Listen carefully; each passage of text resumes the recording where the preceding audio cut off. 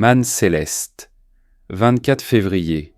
Car ce qui était impossible à la loi en ce qu'elle était faible par la chair, Dieu ayant envoyé son propre Fils en ressemblance de chair de péché, et pour l'offrande pour le péché, a condamné le péché dans la chair, afin que la juste exigence de la loi fût accomplie en nous, qui ne marchons pas selon la chair, mais selon l'Esprit.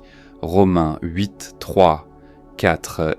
Qu'il est agréable et consolant de se reposer sur ces assurances. Ce sont en vérité de merveilleuses paroles de vie. Elles nous inspirent l'espérance.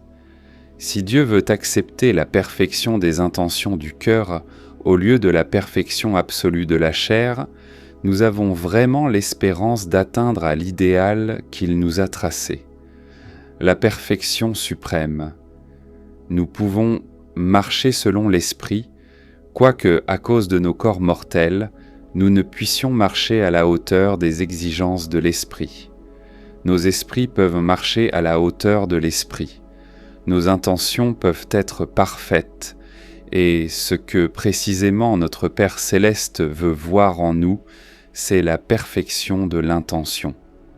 À cause de la chute, nos facultés physiques, mentales, morales et religieuses sont imparfaites, et nous sommes incapables d'accomplir la loi qui est la mesure de la capacité d'un homme parfait.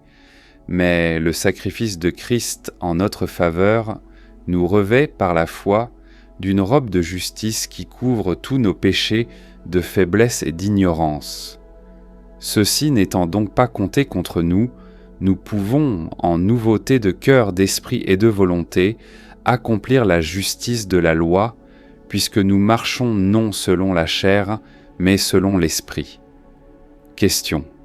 Ai-je, cette semaine, mis ma confiance dans l'œuvre accomplie de Christ? Comment? Pourquoi? Quel effet cela a-t-il eu sur moi?